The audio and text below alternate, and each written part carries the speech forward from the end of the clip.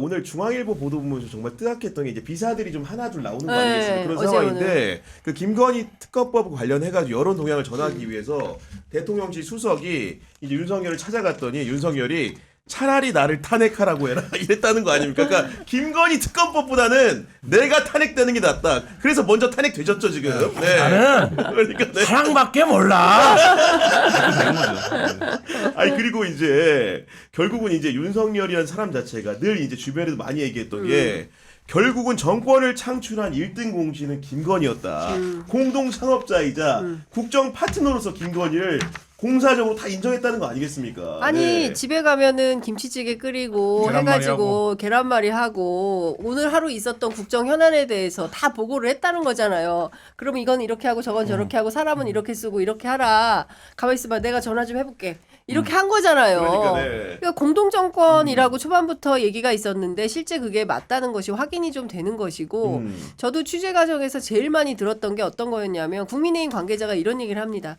아유 그래도 여사님이 정무적 감각이 좋으셔. 그래도 여사님이 계시니까 일이 되는 거야. 그 대통령한테 직접 가지고 가면 그냥 화만 내고 벌컥 해가지고 보고도 못해. 그런데 그럴 때 여사님을 통하면 일이 빨리 해결이 유연하게 돼. 된다? 네. 요 얘기 하나랑 장 기자님 어디 가셔서 여사님 욕은 하지 마세요. 비판하지 마세요. 왜요? 절대 그분은 욕하시면 안 됩니다. 비판하시면 안 됩니다. 네. 다 기억해놨다가 나중에 기자님이 다치십니다. 이런 얘기를 해요. 음.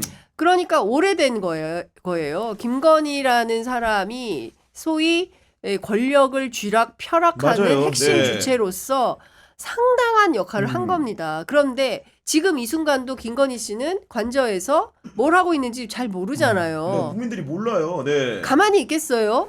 뭐 전화통이 불난다라는 소문도 있고 뭐 별의별 얘기가 다 돌아다니는 거 아니겠습니까? 그런데 이 사람에 대해서 조치를 못한다. 이게 대한민국이 민주공화국이 맞습니까? 범죄자에 대해서 단죄를 못하는 나라가 이게 네. 법치주의가 확립된 나라라고 할 수가 있습니까? 근데 지금 우리가 그런 상황에 놓여 있는 거예요. 대단히 무기력한 상태인 것이죠. 그런데 이게 검찰권을 쥔 대통령이기 때문에 국민들이 어쩌지 못하는 그리고 헌법의 미비, 법률의 미비 때문에 그걸 가지고 법기술자들이 농간을 부리니까 이 상황에서 대처가 네. 없는 이런 상태에 놓이는 거 아니겠습니까? 그렇기 때문에 저는 이 부분에 대해서 국민들이 다 기억을 하고 있기 때문에 네. 지금 당장 그 대선 기간 안에 이 문제를 다 해결하지 못한다 하더라도 지금은 대선을 잘 이행하는 게 굉장히 중요하다. 그렇습니다. 그리고 새로 당선된 정부에서 이 사건에 대해서 명명백백하게 다 밝혀내는 게 중요하다라는 생각을 합니다. 우리가 그리고 윤석열이라는 사람이 김건희를 너무 사랑하다 보니까 김치찌개하고 계란말이만 이제 해주는 걸로 알고 있었는데 언론 아니에요. 보도를 보니까 검찰총장 재직 중에 그 이제 자기 징계 소송 문제 때문에 몸져 누워 있는 김건희를 위해서 점심 시간을 내서 제육볶음과 낙지볶음도 만들어줬다. 새롭게 알게 됐거든요. 그러니까 정말 음식을 얼마나 사랑하면 그렇게 검찰총장 재직 중에 집에 가서 밥 일과 중에 먹는 가서 경우도 합니까? 네. 음식에 대해서는 뭐 이분은 진심이죠. 이분이 유일하게 진심인 두 가지를 꼽자면 부인과 음식이죠. 네. 아니 근데 저는 드는 생각이 이제 그 윤석열 전 대통령과 김건희 여사의 관계를 설명을 하면서 뭐 나는 사랑 때문에 계엄까지 해봤다 막 이런 얘기까지 나오잖아요. 근데 사실은 얘기를 들어보면 과연 이게 사랑 때문일까? 그러니까 사실은 어떻게 보면 그러니까 너무 사랑해서 그 김건희 여사에게 이렇게까지 호혜적으로 베풀었다가 아니고 이 모든 정무적 판단을 이제 김건희 여사가 이제 몸통이기 때문에 그 윤석열 대통령이 이렇게까지 해줄 수밖에 없었다. 의존적이었기 때문에. 네, 왜냐하면 네. 그때 명태균 게이트 그 사건을 이제 취재를 하면서 거기 홍준표 그 대구시장에게 그 여론조사비 맞아. 네. A 씨를 취재하면서 네. 들었던 얘기인데 그러니까 이거를 일종의 그 김건희 여사와 윤석열 대통령의 관계를 롤모델로 삼았다는 거예요. 그러니까 직접 들어오면 안 된다. 이제 아내를 홍준표 시장의 아내를 먼저 들어야 된다. 그래서 큰 아들을 통해서 이렇게 돌아갔다는 거예요. 근데 이 모델 자체가 이 윤석열 대통령 성공 보고 모델이니까. 네. 모델이니까 그것도 그렇게 자기가 시도를 했다라고 야, 말씀을 하시더라고요. 그러니까. 저는 뭐 지금 이제 탄핵 파면 이후에 얘기했지만 저는 윤석열이라고 하는 인물이 등장하고 나서부터 일정 정도의 언론의 실패가 있다고 봅니다. 그러니까 왜냐하면 뭐 저도 마찬가지인데 그 처음에 이제 검사 출신 윤석열을 검증이 잘 안 되니까 맞아요, 네. 김건희 검증에 집중을 했단 말이에요. 근데 이거는 검사 출신 윤석열의 번번이 막혔어요. 그러니까 어떤 실패가 발생했냐면 윤석열이라고 하는 인물이 공적인 판단을 하는데 어떤 이제 말하자면 자격과 역할과 기준이 있는 사람인가를 네. 기간도 짧았지만 사실 검증하지 못했어요. 근데 윤석열은 안 돼라고 하면 윤석열이 안 되는 이유를 자꾸 김건희에서 찾았거든요. 그러니까 그 관계가 오랫동안 지속되면서 윤석열과 김건희의 결속이 더 굳어진 거죠. 그러니까 윤석열 입장에서도 계속적으로 공적으로 김건희를 방어하는 것이 본인의 정치적 생명을 맞네, 지키는 맞네. 일이라고 이제 판단을 하는 과정이 길어졌던 거고, 그러니까 그렇다 보니까 김건희 영향력 이런 것들은 윤석열 입장에서는 김건희, 그러니까 계속, 그러니까 우리가 그거를 복귀해볼 필요가 있는데, 공적인 자리에 나오면 계속 김건희 수사를 했던 게 얼마나 부당한지, 이게 이제 본인의 정치 맞아요. 역정을 설명하는 방식이잖아요. 문재인 정부 때 탈탈 털렸다 네. 이거 아닙니까 지금? 네. 네. 그리고 그러니까 그게 결국엔 뭐 이게 이제 저희가 이제 가볍게 뭐 사랑 때문이라고 얘기하지만, 윤석열 입장에서는 정치적인 자아가 성장해가는 과정 동안 김건희와의 자신의 결속이 있다라고 믿을 수 없는 과정으로 갔는데, 거기에는 일정 정도 뭐 시스템의 실패나 언론의 실패가 있다 이런 생각도 듭니다. 근데 사실 이제 김건희 씨가 오늘 뭐 중앙일보 보도에 보면은 내가 거의 만들었다 이런 얘기를 네, 하고 그런 있잖아요. 취지죠. 네. 근데 사실 그것은 언론계에는 소문이 난 지가 오래됐죠. 그러니까 중앙지검장이 될 때부터, 검찰총장이 될 때부터, 그러니까요. 그다음에 대통령에 도전할 이르기까지 때부터. 예, 네. 모든 과정에 김건희의 정무 판단이 있었던 것이다. 이제 이런 얘기를 하는 거고, 저는 언론의 검증도 굉장히 저는 문제라고 생각을 하고,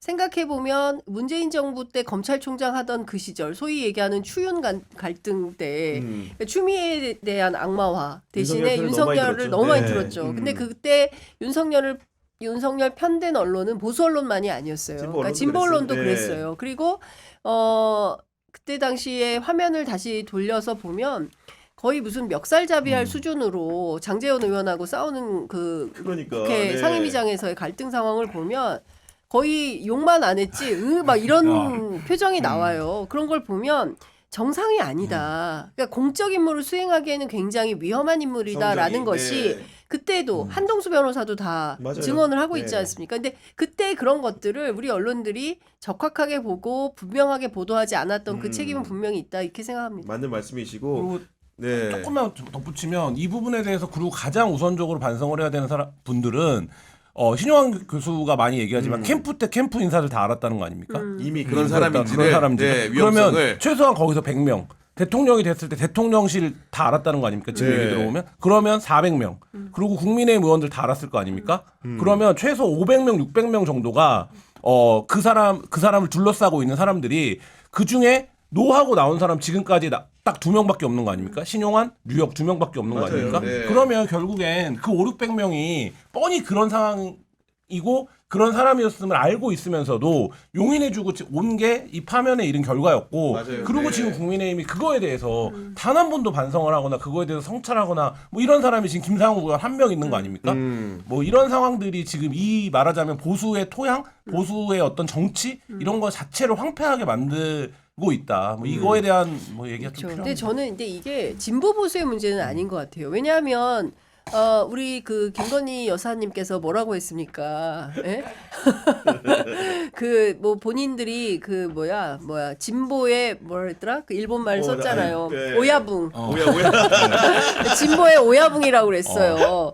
그리고 윤석열 후보 시절에 무슨 얘기를 했냐면 나는 국민의힘 뽀개러 왔다 맞아요. 얘기를 네. 했어요. 그리고 나는 민주당보다 국민의힘이 더 싫다. 오, 네. 그걸 바꿔야 된다. 막 이런 얘기를 했단 말이에요. 우리 그러니까 아저씨는 노무현을 좋아해. 성대모사까지. 예. 그러니까 그렇게까지 했던 사람들이기 때문에 이 사람들에게는 진보 보수라는 게 없는 겁니다. 그러면 오늘날의 윤석열이라는 괴물을 만든 그 주체는 무엇이냐? 저는 기득권 카르텔이라고 생각해요. 기득권 카르텔이다. 예, 그러니까 네. 누가 됐든지 간에 저쪽에 있든 어느 쪽에 있든 우리 편에 유리한 사람이야. 그러면 데리고 와. 당시에 국민의힘 그 주변에서 어떤 얘기를 많이 했냐면 대를 이어야 되는데 아들이 없네. 그래서 아들을 그 입양을 했어. 근데 그 아들이 외국인이야. 그래서 대화가 안 돼. 막 이런 얘기를 막 했단 말이에요. 네. 그러니까 무슨 얘기냐면 자기들도 이 사람이 정치하기에는 매우 위험하거나 문제적 요소를 갖고 있는 사람이라고 얘기를 해요. 당시에 그 후보 캠프에서 보좌했던 사람들이 제일 많이 한 얘기가 뭐냐면 조사 빼고 다 욕이라고 했어요. 윤석열의 언어는 조사 빼고 다 욕이다. 심지어 그 뭐 아무개 정치인 같은 경우에는 나는 대통령실 절대 안 들어간다. 암 걸릴 일 있냐? 나 안 간다. 뭐 이런 얘기를 주변에 하고 다녔어요. 저도 그 얘기를 전해 네. 들었거든요. 그러니까 종합하면 무슨 말씀을 좀 드리고 싶냐면 정권을 권력을 갖기 위해서 그런 사람도 괜찮아. 필요하다면 네. 우리가 당선될 수 있으면 아무나 데려다 앉히는 거야.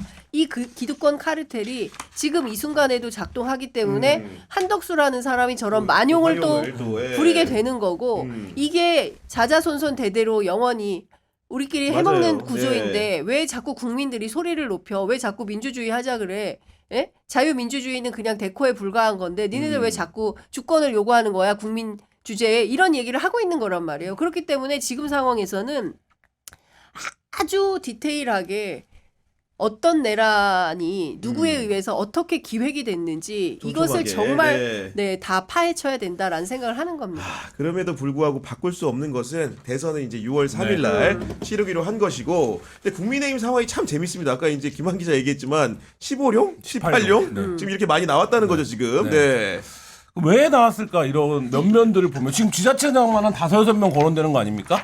여기도 나와? 뭐 이정현 잊어먹고 있었는데 이정현도 나왔어요. 이정현 전 의원도 최경환도 나온다는데 얘기를 보니까 지금. 네, 뭐 그렇게 지금 분류가 되는데, 그러니까 지금 여기서 나와 이렇게까지 많은 분들이 뜻을 한다는 건 쟤도 나와? 내가 쟤보다 하는 경쟁력이 있지 않나? 뭐 이런 거고.